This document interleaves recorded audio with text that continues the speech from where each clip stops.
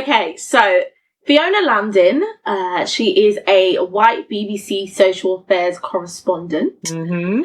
She's been in the news lately, honey, not for her job. Okay, so she basically has repeatedly used the N-word during a pre-recorded news segment when describing what witnesses heard perpetrators say during a racially motivated hit-and-run incident in Bristol. So the editorial decision to air the uncensored slur was heavily criticised by viewers on social media and on media outlets, since the BBC have actually edited the segment since the fallout.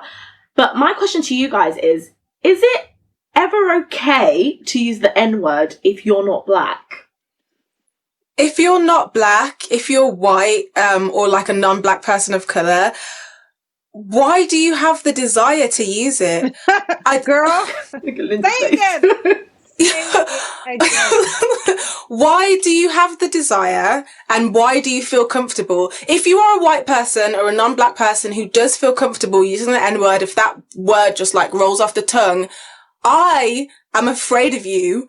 I am going to steer all the way clear from your being. And that's because I think I guess it's expected for people not to have like the greatest understanding of the black experience. And I respect everyone who's making an effort to try and learn.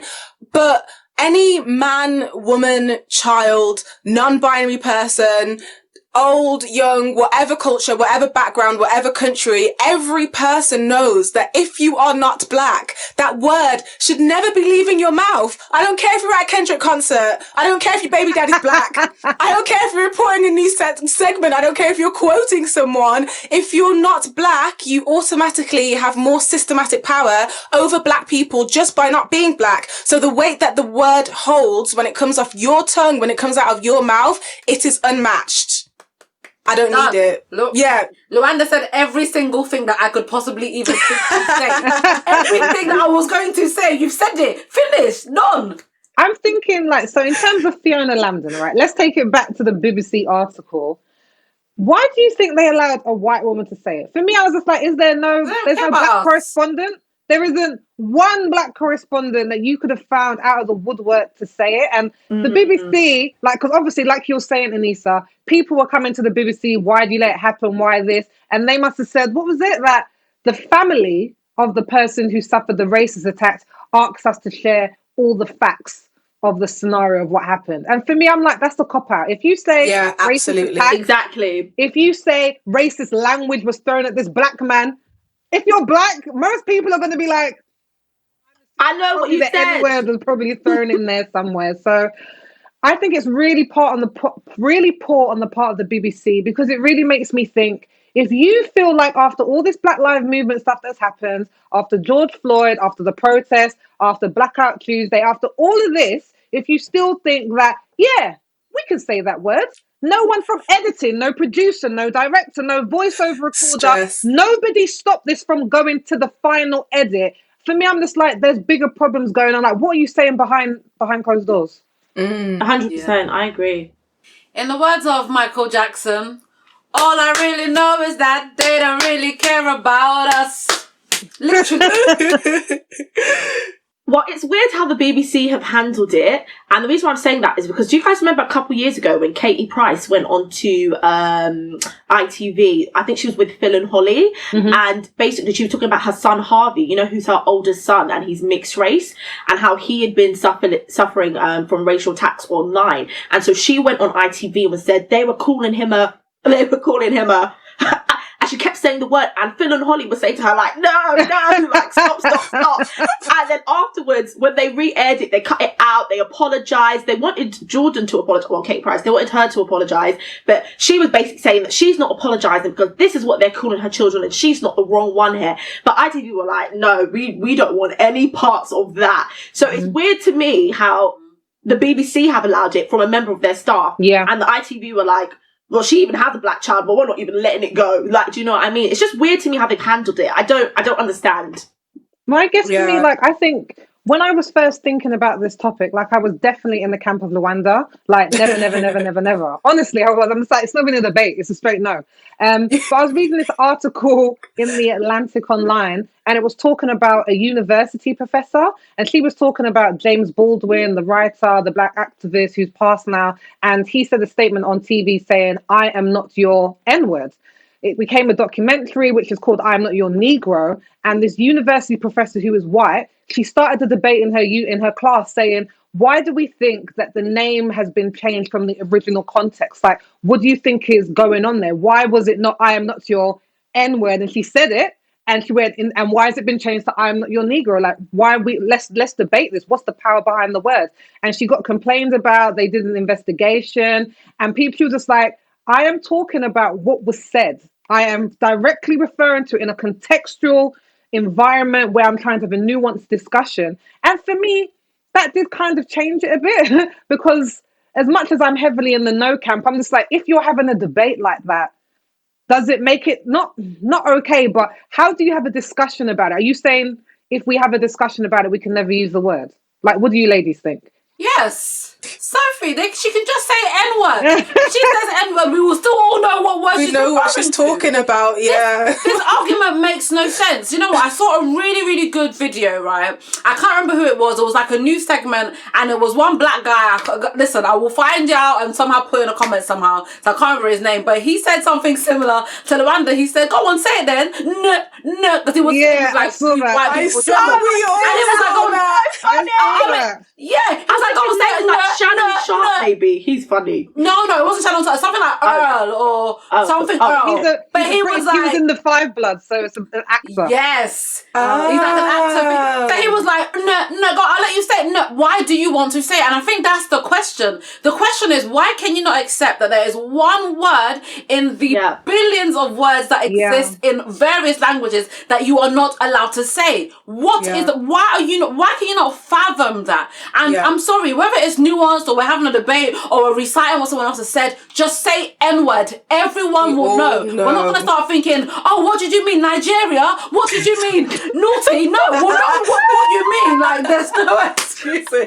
But what do you think about, so obviously there was that incident, and I don't know if you mentioned it, Luanda, because you saw the video. It was about Kendrick Lamar, and he was on stage, and he invited some people up on stage to come and rap his songs, and a white woman, a white teenager, I think, got up on the stage and she started saying, you are not my N, you are not my N. And everyone was just like, what? Nope. Kendrick came and stopped her and was just like, hold up. And she was like, why'd you stop me? Why'd you stop me? And he was like, there's a bit there that you should have bleeped out. And she went, did I say it? She said it like 3 or 4 times.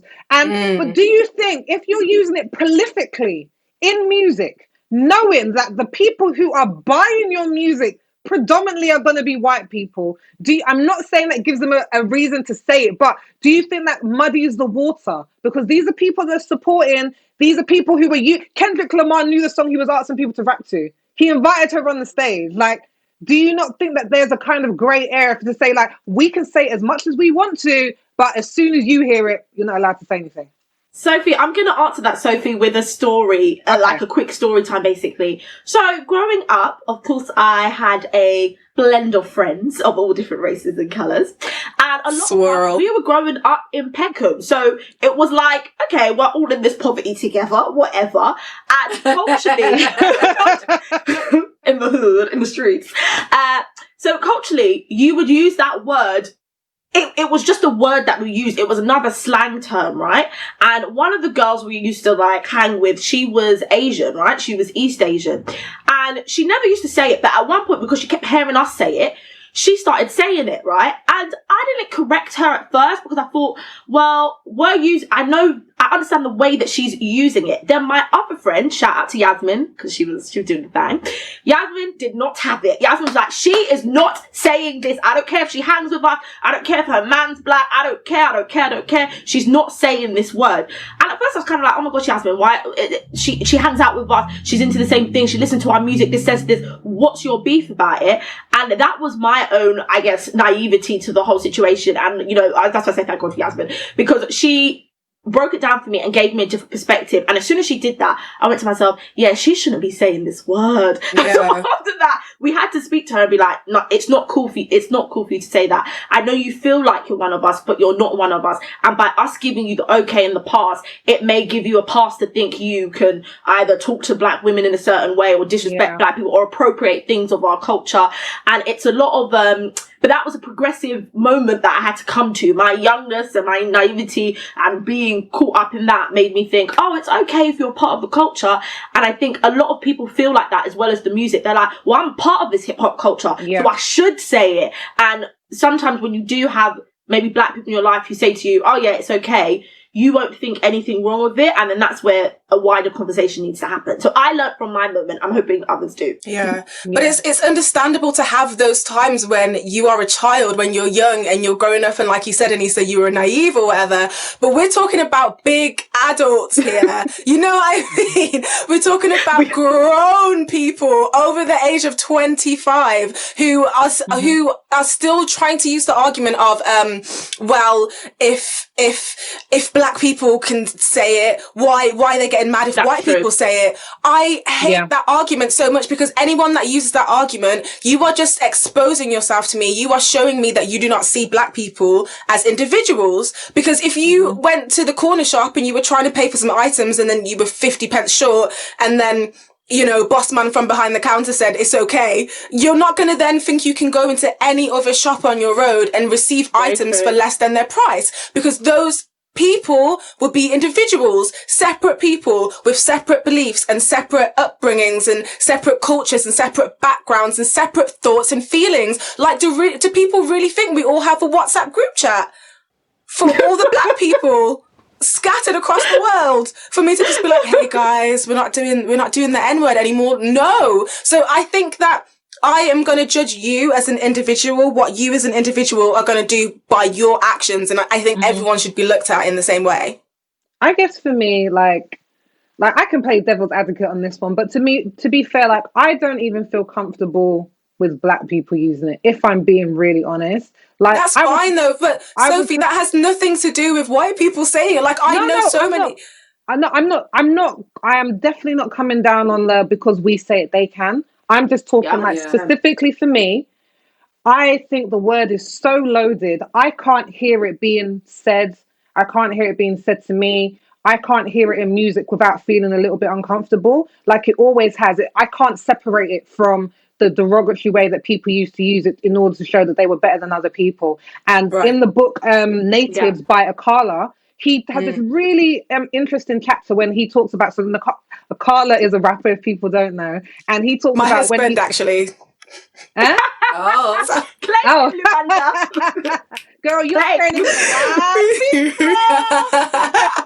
so open marriage. So Akala was saying how when he first started rapping, he would literally say the N-word all the time. And his sister would come in and say, Lady Dynamite, and would just be like, what are you doing? Don't say that. It sounds ridiculous coming out your mouth. And he was just kind of like, he had to realize that Americans have a very different understanding of the word that we do.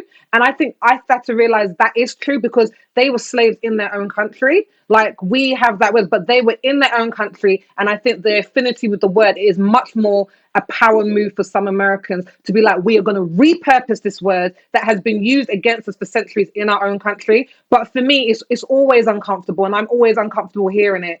Like even in a colloquial term of endearment, if someone goes, "Yo, what's up, my N?"